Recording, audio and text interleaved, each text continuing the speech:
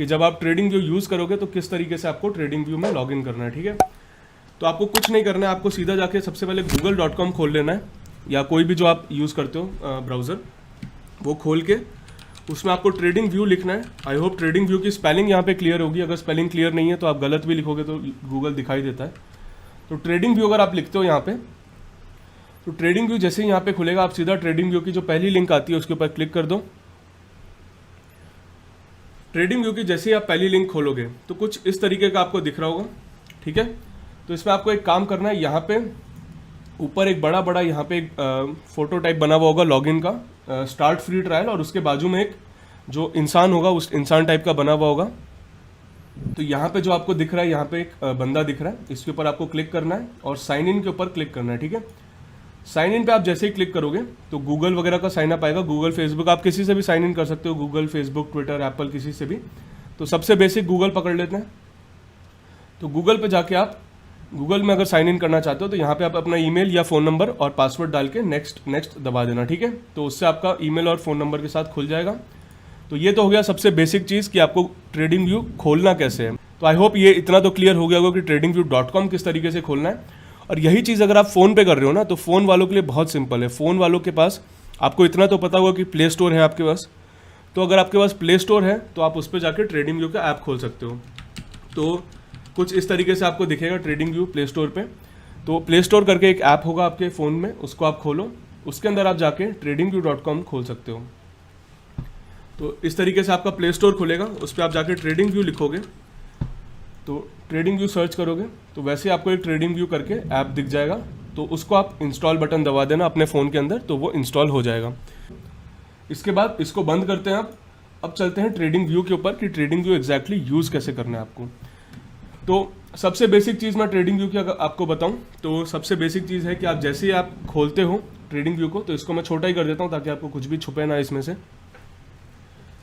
तो एक बात मेरे को बताओ, अभी तक आप फॉलो कर रहे हो क्या? तो #yes लिखो अगर अभी तक जो भी चल रहा है आपने फॉलो किया और आपको समझ आ गया। इसके बाद आपको कुछ नहीं करना है, जैसे आपका चार्ट खुलेगा, तो अगर आप नए हो तो आपका चार्ट वाइट बैकग्राउंड के साथ खुलेगा। अगर आप पहली बार खोल रहे हो तो आप इसमें जाके कलर थीम करके एक ऑप्शन होगा, राइट क्लिक करोगे, कलर थीम करके ऑप्शन होगा। कलर थीम में आप डार्क और लाइट अपने हिसाब से चूज़ कर सकते हो। अगर आपको लाइट कलर पसंद है, वाइट कलर पसंद है तो वाइट कलर चूज़ कर लेना, लाइट। और अगर आपको ब्लैक बैकग्राउंड पसंद है तो डार्क चूज़ कर लेना। उसके बाद सबसे पहला काम जो आपको करना है, ऊपर की तरफ मैं जो आपको एरो दिखा रहा हूँ उस कैंडल पे आपको यहाँ पे एक कैंडल टाइप बना हुआ होगा, उस पर क्लिक करना है। ठीक है, जब आप कैंडल के ऊपर क्लिक करते हो तो आप स्पेसिफिकली चूज़ कर सकते हो कि आपको किस टाइप के नोकिया 1100 में चलाना सिखाओ। ओके, नोकिया 1100 के लिए हम अलग से एक क्लास रख लेंगे, उसमें नोकिया 1100 पे मैं चलाना सिखाऊंगा। नोकिया 1100 एक पड़ा भी है मेरे पास, तो उसमें तो चलाना वैसे काफ़ी सिंपल है, 2-3 बार उसको दीवार पे मारो तो स्टार्ट हो जाता है। ठीक है, तो यहाँ पे अगर आप चाहो तो लाइन चार्ट देख सकते हो, अगर आप एकदम बिगनर हो तो लाइन चार्ट भी देख सकते हो, कोई बुराई नहीं है उसमें। और अगर आपको कैंडल स्टिक चूज़ करना है तो बेसिकली मैं यहाँ पे कैंडल स्टिक वाला ही बताने वाला हूँ। तो कैंडल स्टिक आपको चूज़ करना है तो यहाँ पे कैंडल्स करके एक ऑप्शन होगा, तो उसके ऊपर क्लिक करके आप कैंडल स्टिक इसमें चूज़ कर सकते हो। नेक्स्ट पार्ट की तरफ हम चलते हैं। जब आप कैंडल चूज़ कर लेते हो तो नेक्स्ट पार्ट सबसे ज़रूरी क्या होता है, आपने अपना टाइप ऑफ चार्ट यूज़ कर लिया कि टाइप ऑफ चार्ट, क्या चार्ट आपको यूज़ करना है, कैंडल या फिर लाइन चार्ट, या वो आपने चूज़ कर लिया। अब आपने चूज़ कर लिया कि आपको कैंडल स्टिक चार्ट चाहिए, तो एक बार आपने कैंडल स्टिक चार्ट यूज़ कर लिया, उसके बाद आपके लिए नेक्स्ट होता है कि जो एक कैंडल है, कैंडल होती है हमारी, एक कैंडल आपको क्या लगता है कितना टाइम बताती है हमको, एक कैंडल कितना टाइम बताती है? तो जनरली जो हम लोग चार्ट देखते हैं लाइव सेशन में, ज़्यादातर जो हम लोग चार्ट देखते हैं वो एक कैंडल 1 डे दिखाती है। यहाँ पे आपको दिख भी रहा होगा 1D लिखा हुआ, तो एक कैंडल हमें एक दिन दिखाती है। तो एक दिन अगर हमें कैंडल से चूज़ करना है तो उसके लिए हमें यहाँ पे एक जो एरो बना हुआ है, इसके अंदर बहुत सारे टाइम फ्रेम आते हैं। ठीक है, 1 second, 5 second, 1 minute, 3 minute, 5 minute, 1 hour, 1 day, 1 week, 1 month तक भी आप लगा सकते हो। तो उसमें आपको बेसिकली कुछ नहीं करना है, उसमें आपको जाके 1 डे सेलेक्ट कर लेना है अगर आपको 1 डे का चार्ट देखना है। अब मान लो जैसे आप लॉन्ग टर्म इन्वेस्टर हो, आपको 1 वीक का चार्ट देखना है, तो आप 1 वीक के चार्ट के ऊपर क्लिक कर सकते हो। तो 1 वीक के चार्ट के ऊपर क्लिक करोगे तो बेसिकली जो आपकी एक कैंडल है वो एक हफ्ता रिप्रेजेंट कर रही है। अब कैंडल में मैं एक बहुत बेसिक चीज़ बता देता हूँ, हालांकि ये ट्रेडिंग व्यू का पार्ट नहीं है, पर क्योंकि अगर कोई पहली बार ट्रेडिंग व्यू यूज़ कर रहा है तो शायद उसको कैंडल्स भी ज़्यादा यूज़ करनी नहीं आती हो। तो जो कैंडल होती है ना, कैंडल देखो इस तरह की दिखती है आपको, एक डब्बे जैसी, है ना। कैंडल आपको दिखती है एक डब्बे जैसी, और इसमें एक ऊपर डंडा होता है, एक नीचे की तरफ डंडा होता है। ठीक है, तो ये इसका मतलब क्या होता है इस डंडे का? इस डंडे का मतलब होता है, अगर ये देखो, अगर ये रेड कलर की है, अगर कैंडल रेड कलर की है तो इसका मतलब होता है डंडे का कि जो ओपन हुआ था ना सुबह 9:15 बजे 9:15 पे, ये कैंडल का प्राइस यहाँ पे ओपन हुआ था, जो इसका ये ऊपर वाला पार्ट होता है, ठीक है, और 3:30 बजे यहाँ पे क्लोज हुआ था, ठीक है। तो अगर ओपनिंग से नीचे होता है क्लोजिंग तो कलर हो जाता है रेड। उसके बाद अगर अपन देखें तो नीचे और ऊपर का डंडा क्या रिप्रेजेंट करता है? नीचे का डंडा रिप्रेजेंट करता है कि 9:15 से 3:30 बजे के बीच में सबसे कम प्राइस क्या गया था, सबसे सस्ता प्राइस क्या गया था स्टॉक का। तो अगर जैसे मान लो स्टॉक 100 रुपये पे खुला था, 90 रुपये पे गया और गिरते गिरते वो 85 रुपीज़ तक गया था, पर वापस क्लोजिंग तक वो 90 रुपये पे आ गया, ठीक है।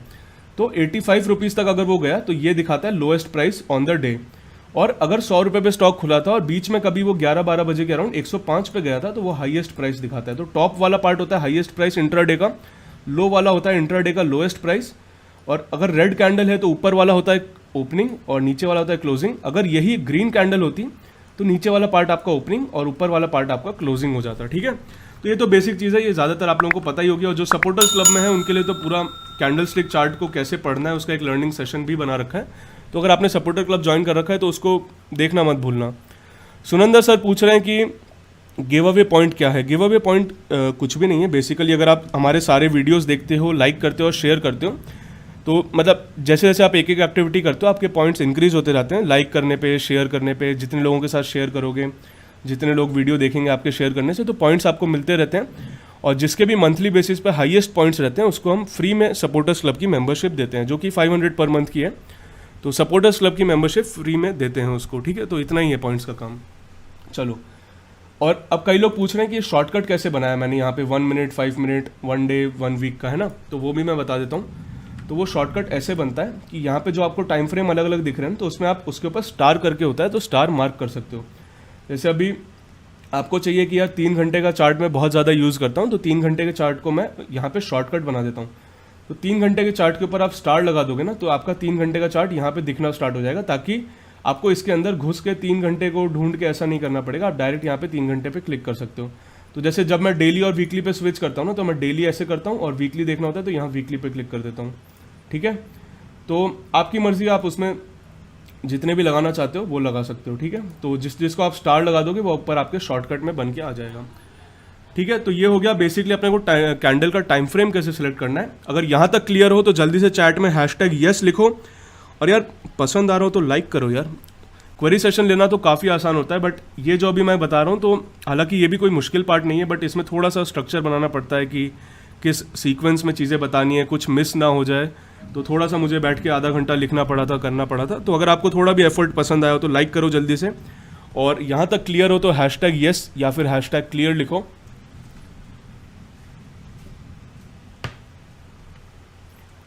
उसके बाद चलते हैं हम लोग बेसिकली हमें चार्ट अगर हम लोगों ने देख लिया तो अब हमें चार्ट यूज़ कैसे करना है। तो आप जहाँ पे भी चार्ट को कहीं पे भी पकड़ के माउस का अपना क्लिक करोगे तो आप उसको चार्ट को हिला सकते हो ऊपर नीचे। और इसी तरह सिमिलरली आप अपने मोबाइल पे भी कर सकते हो। अगर आप मोबाइल पे टैप करते हो, आप अपने माउस पे क्लिक करके, या फिर अगर आप मोबाइल पे यूज़ कर रहे हो तो उसको टच करके ऊपर नीचे करोगे। इस तरह से आप अपने चार्ट को हिला सकते हो।